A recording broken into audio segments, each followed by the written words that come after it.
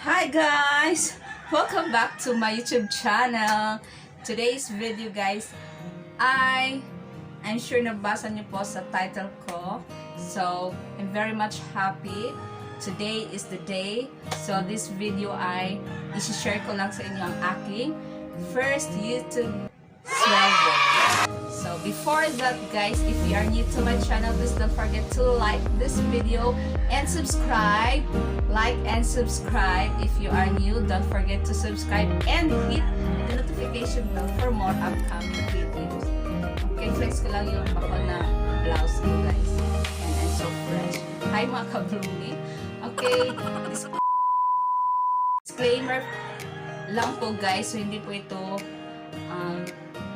a video for boasting anyone or pagmamayabang. So, I just want to share with you yung mga pinaghirapan. Ayan, dumating na po yung mga sleepless nights minsan dahil sa busy pag-edit at saka nag-enjoy din po ako sa aking ginagawa. So yan, happy lang po ako kasi hindi ko akalain na makatanggap ako ng first YouTube sahod. Ayan guys. So share ko lang konti bago akong nakatanggap ng aking first sahod. So, ano yung mga experiences or mga obstacles talaga. So, para makapag-paycheck or makapag-sweldo po sa YouTube guys, so kailangan natin ng gumawa ng channel at i-reach ang 1,000 subscribers. After that, pag 1,000 ka na ng subscribers, so i-reach mo naman ang 4,000 watch hours. Yes, 4,000. So, kailangan mo i-reach yan para ka ma-monetize guys. So, flex ko lang, shout out sa mga friends ko, mga supporters, especially sa Alma in Lababo Teams, sa mga colleagues and friends and family, kay Mabi, Bernadita Kayasa, sa walang sawang panonood ng mga videos, mga contents ko. Thank you so much! Then, after that guys, pag ma-monetize na, so, kailangan natin hintayin yung Google AdSense, yung PIN Google AdSense. So, kailangan guys, you should apply or fill up your address complete and appropriate para wala pong problema. Okay? So, medyo natagalan yung PIN. So, it took more than 2 months kasi nag-email yung si Google dahil sa pandemic. So, medyo makatagalan. So, after that, so, apply mo na yung Google AdSense mo. So, kailangan naman natin na i-complete yung $100 threshold. So, kailangan natin ma-reach yan para may masahod tayo. Ayun, guys. So, ang dapat gawin, so, hindi po tayo mapagod pag gumawa ng mga contents, mga video. Kahit ano po, basta relevant and may mapangutang aral at enjoyable. So, sasabihin ko lang guys, so kailangan hindi po tayo gawa ng videos na hindi kailangan original tayo. Yung iba kasi gumawa sila ng videos yung ano ba yung tawag yun yung sa iba kasi magka-problema daw yan, magka-discrepancy. Ayan, so para walang problema, tuloy-tuloy ang laban. So kailangan gumawa ng original video content mo, so yung naisip mo or ano naka-inspire sa'yo na gusto mo i-share, kahit ano guys. So kung ano yung related na sa work mo or passion mo, so kailangan mo i-share sa mga viewers mo. So gawin mo na ng content guys. Okay, so everyday living, everyday lifestyle mo, kahit ano guys, at saka nag-enjoy yung mga viewers mo. So huwag mag-alala pag konti lang ating mga views kasi nag-start naman tayo sa sa small. Kahit yung first na pag-upload mo, konti lang nanood. Unti-unti yan guys. Pag na-monetize ka na, so meron na yung revenue. And then yung content nyo ay dapat original. At yung mga songs dapat hindi ma-copyright guys. Okay? And you guys, enjoy lang natin ang paggawa ng ating content. So, at first, wag po natin isipin na bawa tayo para maka-earning. So, yung ginawa ko dapat yung gagawin natin sa isip natin, ilagay sa isip ay nag-enjoy, at the same time may earnings. Kaysa yung isipin mo, kailangan ko mag-earning, palagi mo tinitingnan kung ilan na yung views ng mga contents mo or mga videos mo. So, gagawin nyo guys at sa isip na enjoy lang, nagbigay ka ng kasiyahan sa kapwa mo, at nag-gain ka ng more friends from here and abroad. So, another one guys, so nag-enjoy lang kasi alam mo, marami ng mga YouTubers ngayon, lalo-lalo na yung nag-start yung pandemic. Pero ako, nag-start pa ako ng February before the pandemic, March yun. So, ayan. So, marami na tayong mga YouTubers. Yung iba, yung mga prominent, mga sikat na okay. So, tuloy-tuloy lang. So, tayong mga small YouTubers, tuloy lang. Kahit konti yung kinikita natin ay nakatutulong naman po at nakapibigay ng happiness. Diba? Pay off na yung mga ano ba yan? Yung mga ginagawa natin. So, it paid off and worth it naman po.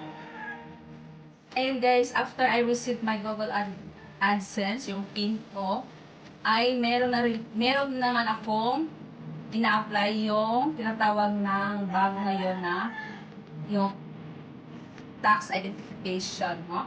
Yung may BR na po tayo. So, yung mga old YouTubers yung noon, wala pang mga requirement from BR. So, nag-fill up po ako.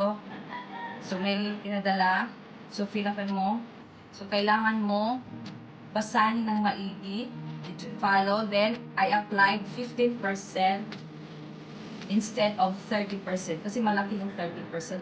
At saka guys, kung mag-apply ka, individual at saka i-click mo yung country mo, hindi po yung US citizen, baka magkamali po kayo. So, kailangan talaga tutukan yung pag-apply ng ating para sa BIR. So, 15% lang po yung aking in-apply, hindi po 30%. Okay? So, ayan, after na-accomplish na yung sa pag-fill up ko para sa BIR, so, nag-send po si Google AdSense na pwede na po ako makareceive after 5 days. So, pwede na po ako makareceive ng aking first sahod. Ayan. So, hindi lang po na-reach ng 5 days. I think it took 2 days when I check. At saka na-check ko yung sa aking mobile apps. Kasi nag-open account po ako sa Metrobank. Then, I downloaded and open mobile app para hindi na po ako pumunta dun sa Metrobank mag-check kasi baka wala pa. So, diba? Para hindi ka na mahago-hago ba. Oh? Para i-check mo lang online kung meron na yung pera mo. Ayan, pag-check ko, ay, andyan na. Kaya, yun pa, that time ka pa punta sa Metrobank. O, diba? Hindi ka na mapagod. Hindi ko guys. Yun guys, I'm very much happy when I check in my new mobile apps. May sahod na ako. So, withdraw ko kasi merong mga kakailanganin. So, first sahod, sabi nila yung, because I've watched several videos sa mga first YouTube sahod. So, sabi nila, according to them, continue na daw yung sahod natin once na we receive our pay, check, or at first sahod. Okay? So, noon, ang mga YouTuber ay pag kukuha sila sa Western Union, wala na ngayon. So, bank account na. So, kung wala pa kayo mga bank account, so, huwag nilang tagalin pa, mag-open account. Diba? Okay, so, ayan, nag-open account po ako sa Metrobank. Nag-open po ako sa Metrobank prepaid, yung pinili ko kasi zero balance. Pwede pong zero na lang maiwan. So, hindi kayo mag-alala, hindi po ito mag-close. Okay? So, yan guys. So, yan lang may share ko. So, I'm very much happy. So, meron na tayong gamit kung ano yung gusto mo magamit sa first sahod mo or sa mga salary mo sa YouTube. Okay, so I'm planning to use my first sahod sa kakailanganin ko sa pamilya ko din sorpresa. Surprise yan. Ayun guys, hindi na papunta tagal. So, I want to share with you my first sahod. Thank you. Hey guys, ito po na-receive ko na. So, kailangan natin gamitin sa mga needs, hindi po sa wants. Diba? Mahirap kasi ngayon, panahon ngayon, madali lang pa yung pera maubos. Kaya yan guys, thank you so much for watching. So, huwag sawang gumawa ng content. Saka, edit lang ng edit. Ako po, nag-start po ako nag-explore po ako. So, wala pong nagtuturo sa akin. Nag-explore lang po ako kung paano mag-edit ng maganda.